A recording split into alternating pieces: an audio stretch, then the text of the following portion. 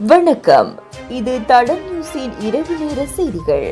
செய்தி ஆசிரியர் அரியராசா தினேஷ், வாசிப்பவர் மதுஷ்யா மகேந்திரன்.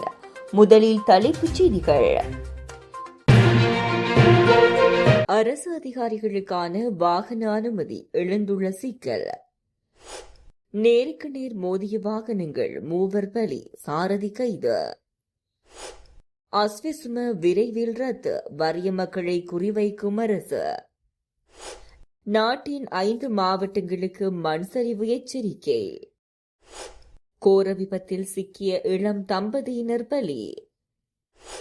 சமூக ஊடக பிரகடனம் 2.0 விழிப்புணர்வு தொடர்பான விரிவான செய்திகள். அரசு சபையின் மூத்த அதிகாரிகளுக்கு வழங்கப்பட்டு வரியில்லா வாகன அனுமதிகள் எதிர்வரும் பாதீட்டில் மீண்டும் வழங்கப்பட வாய்ப்பில்லை என தகவல்கள் வெளியாகியுள்ளன.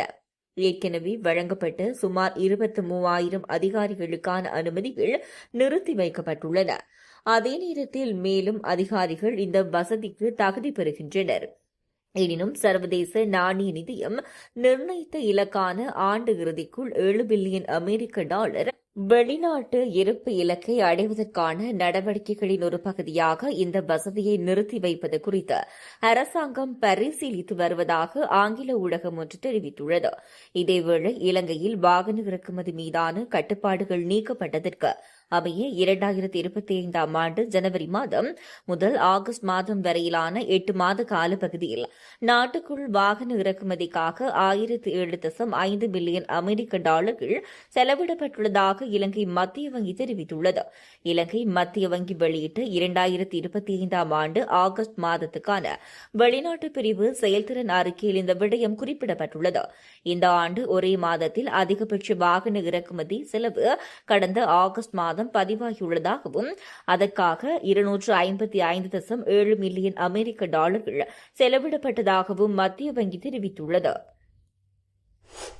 லாரி ஒன்று இலங்கை போக்குவரத்து சபை பேருந்துடன் மோதியதில் 3 பேர் உயிரிழந்துள்ளதாக காவல்துறையினர் தெரிவித்துள்ளனர். இந்த விபத்து நாரம்பல குருநாகல் வீதியின் நாரம்பல நகருக்கு அருகில் இன்று அதிகாலை இடம்பெற்றுள்ளது. உயிரிழந்தவர்கள் பொலனறுவையைச் சேர்ந்த 41, 80 மற்றும் 82 வயதுடையவர்கள் என தெரியவந்துள்ளது. சம்பவம் தொடர்பாக மேலும் தெரிய வருகையில் குருநாகலிலிருந்து நாரமல நோக்கி பயணித்த லாரியின் சாரதியின் கட்டுப்பாட்டை இழந்து வீதியின் வலது பக்கத்துக்கு சென்று கட்டுநாயக்கவிலிருந்து அக்கரைப்பற்று நோக்கி பயணித்த இலங்கை போக்குவரத்து சபைக்கு சொந்தமான பேருந்துடன் மோதி இந்த விபத்து இடம்பெற்றுள்ளது. விபத்தில் லாரியின் சாரதி ஆண் ஒருவர், 2 பெண்கள் மற்றும் 2 குழந்தைகள் காயமடைந்த நிலையில் நாரமல மற்றும் குருநாகல் வைத்தியசாலைகளில் அனுமதிக்கப்பட்டுள்ளனர். இதன்போது லாரியின் சாரதி ஆணொருவர் மற்றும் பெண்ணொருவருமாக 3 உயிரிழந்ததாக காவல்துறையினர் தெரிவிக்கின்றனர். குறித்த லாரியில் பயணித்த 40 வயதுடைய பெண், 16 மற்றும் 9 வயதுடைய 2 சிறுமிகள் இன்னும் குருநாகல் வைத்தியசாலையில் சிகிச்சை பெற்று வருகின்றனர். சடலங்கள் நாரமல மற்றும் குருநாகல் வைத்தியசாலைகளின் பிரேத அறையில் வைக்கப்பட்டுள்ளன. பேருந்தின் சாரதி கைது செய்யப்பட்டுள்ளதுடன் நாரமல காவல்துறையினர் மேலதிக விசாரணைகளை முன்னெடுத்து வருகின்றனர். அஸ்விசும நலன்புரி திட்டத்தை விரைவில் ரத்து செய்வதற்கு அரசாங்கம் தீர்மானித்துள்ளதாக குற்றச்சாட்டு எழுந்துள்ளது. குறித்த விடயத்தை எதிர்க்கட்சித் தலைவர் சஜித் பிரேமதாச அம்பலப்படுத்தியுள்ளார். அனுராதபுரத்தில் நடைபெற்ற கூட்டம் ஒன்றில் கலந்து கொண்டு உரையாற்றும் போது அவர் இவ்வாறு குற்றம் சுமத்தியுள்ளார். அத்துடன் அஸ்விசும திட்டம் மக்களின் வறுமையை குறைப்பதற்கு தவறிவிட்டதாகவும் எதிர்க்கட்சித் தலைவர் சுட்டிக்காட்டியுள்ளார். ஒரு சமூக பாதுகாப்பு திட்டமானது வறுமை ஒழிப்பு, முதலீடு, சேமிப்பு, உற்பத்தி மற்றும் ஏற்றுமதியை உறுதி செய்ய வேண்டும் எனவும் சஜித் பிரேமதாச தெரிவித்துள்ளார். நாட்டின் பெரும்பாலான பகுதிகளில் இன்று பிற்பகல் வேளையில் இடியுடன் கூடிய மழை பெய்யக்கூடும் என வளிமண்டலவியல் திணைக்களம் எதிர்வு கூறியுள்ளது. தொடரும் மழையுடனான வானிலை காரணமாக நாட்டின் 5 மாவட்டங்களுக்கு 24 மணி நேர மண்சரிவு அபாய முன்னெச்சரிக்கை விடுவிக்கப்பட்டுள்ளது. பதுளை மாவட்டத்தின் ஹாலியில, இல்ல, பதுளை மற்றும் பசறை பிரதேச செயலாளர் பிரிவுகளுக்கு உட்பட்ட பகுதிகள், குருநாகல் மாவட்டத்தின் நாரமல, மாத்தளை மாவட்டத்தின் ஒக்குவலை மற்றும் ரத்தோட்டை ஆகிய பிரதேச செயலாளர் பிரிவுகளுக்கு மண்சரிவு முன் அபாய எச்சரிக்கை விடுவிக்கப்பட்டுள்ளது.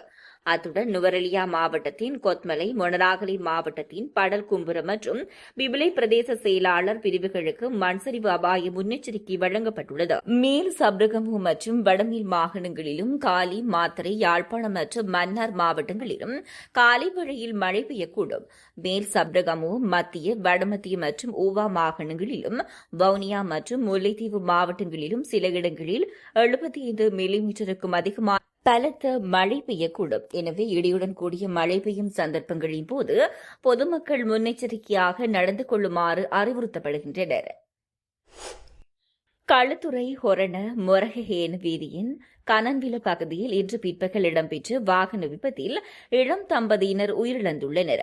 இந்த விபத்தில் மொரஹேன பெரஹெட்டியவைச் சேர்ந்த 21 மற்றும் 24 வயதுடைய பூர்ணா, மனுஷ்கா மற்றும் சதுரிகா அப்சரா ஆகியோர் உயிரிழந்ததாக போலீசார் தெரிவித்துள்ளனர். மொரகஹேனவிலிருந்து ஹொரணை நோக்கி சென்ற லாரி ஒன்றுடன் எதிர் திசையில் பயணித்த மோட்டார் சைக்கிள் மோதியதில் இந்த விபத்து நேர்ந்துள்ளது. இதன்போது மோட்டார் சைக்கிள் சாரதி வேக கட்டுப்பாட்டை இழந்து வலதுபுறத்தில் பயணித்த லாரியுடன் மோதியதாக சந்தேகப்படுவதாக போலீசார் தெரிவித்துள்ளனர். சம்பவத்தில் மோட்டார் சைக்கிளில் பயணித்த தம்பதியினர் படுகாயமடைந்த நிலையில் வைத்தியசாலைக்கு கொண்டு செல்லப்பட்ட போது வழியிலேயே உயிரிழந்ததாக போலீசார் தெரிவித்துள்ளனர். சம்பவம் குறித்து ஹொரண போலீசார் மேலதிக விசாரணைகளை மேற்கொண்டு வருகின்றனர். சமூக ஊடக பிரகடனம் 2.0 சமூக ஊடக பாதுகாப்பு மற்றும் செயற்கை நுண்ணறிவு ஜனநாயக மதிப்புகள் தொடர்புடைய சிக்கல்கள் தொடர்பான விழிப்புணர்வு உருவாக்கும் திட்டம் மட்டக்களப்பு கல்லடி தனியார் விடுதியில் சனிக்கிழமை ஆரம்பித்து வைக்கப்பட்டது. சமூக ஊடக பிரகடனத்தின் 2.0 பிரதிகள் நிகழ்வில் கலந்து கொண்டு பாராளுமன்ற உறுப்பினர்களுக்கு வழங்கப்பட்டதுடன் அவர்களது உரைகளும் நடைபெற்றன. சமூக ஊடக பாதுகாப்பு மற்றும் தனிப்பட்ட தரவு பாதுகாப்பு குறித்த விழிப்புணர்வை ஏற்படுத்துதல், செயற்கை நுண்ணறிவு என்றால் என்ன, அதன் வாய்ப்புகள் மற்றும் அவற்றை சவால்களுடன் ஆராய்தல், செயற்கை நுண்ணறிவு உருவாக்கமானது ஜனநாயகம் மற்றும் மனித உரிமைகளை எவ்வாறு பாதிக்கிறது என்பதை பற்றி விவாதித்தல், புதிய தொழில்நுட்ப போக்குகளுக்கு மத்தியில் சமூக பொறுப்பு மற்றும் மனித உரிமைகள் பாதுகாப்பை உறுதி செய்தல் மற்றும் நிகழ்நிலை காப்புச் சட்டம் தொடர்பாக தெளிவூட்டல்களை வழங்குவதற்காக இக்கருத்தரங்கு ஏற்பாடு செய்யப்பட்டிருந்தது. தற்போது இணையமும் சமூக ஊடகங்களும் சமூகத்தில் பெருகிய முறையில் சக்தி வாய்ந்த தளங்களாக மாறிவிட்டன. அவை ஜனநாயகத்தை வலுப்படுத்தும் சக்தியாக செயல்பட முடியும். ஆனால் சில சமயங்களில் அவை மோசடி, தவறான தகவல், வெறுப்பு பிரச்சாரம் மற்றும் நீதித்துறைக்கு புறம்பான அடக்குமுறைக்கும் பயன்படுத்தப்படலாம். இந்த சூழ்நிலையை கருத்தில் கொண்டு சமூக ஊடக பிரகடனம் 2.0 புதிய வழிகாட்டுதல் மாற்றுக் கொள்கைகளுக்கான நிலையம் ஏற்படுத்தியுள்ளது. இலங்கையில் ஊடகம் நெறிமுறைகள், வெகுஜன ஊடகங்கள் பொறுப்புடன் பயன்படுத்துதல் மற்றும் அரசாங்கத்தின் புதிய ஊடக கொள்கைகள் தொடர்பாக இலங்கை உழைக்கும் பத்திரிகையாளர் சங்கத்தின் தலைவர் துமிந்த சம்பத் தெளிவுபடுத்தியுள்ளார். நிகழ்நிலை பாதுகாப்பு சட்டம், சமூக ஊடக பிரகடனம் 2.0 செயற்கை நுண்ணறிவு உருவாக்கம் தொடர்பாக மாற்றுக் கொள்கைக்கான நிலையத்தின் ஆய்வாளர் சம்பத் சமரகோன் தெளிவுபடுத்தினார். சமூக ஊடக பிரகடனமானது 2019 ஆண்டு கொழும்பில் வெளியிட்டு வைக்கப்பட்டதுடன் 2024 ஆண்டு அதன் 2வது மேம்படுத்தப்பட்ட பிரகடனம் வெளியிட்டு வைக்கப்பட்டது என்பதும் குறிப்பிடத்தக்கது. மாற்றுக் கொள்கைக்கான நிலையம் சமூக ஊடக பிரகடனம் 2.0 மற்றும் கிழக்கு மாகாண ஊடகவியலாளர் ஒன்றியத்தின் ஏற்பாட்டில் தலைவர் லட்சுமணன் தேவ அதிரன் தலைமையில் நடைபெற்ற இந்நிகழ்வில் இலங்கை தமிழரசுக் கட்சியின் மட்டக்களப்பு மாவட்ட பாராளுமன்ற உறுப்பினர்களான ரா சாணக்கியன், ஞானமுத்து ஸ்ரீநேசன், வைத்தியர் இளையதம்பி ஸ்ரீநாத், தேசிய மக்கள் சக்தி பாராளுமன்ற உறுப்பினர் கந்தசாமி பிரபு, ஊடகவியலாளர்கள், பாடசாலை ஆசிரியர்கள், அரசு சார்பற்ற அமைப்புகளின் பிரதிநிதிகள், பல்கலைக்கழக மாணவர்கள் என பலரும் கலந்து கொண்டனர்.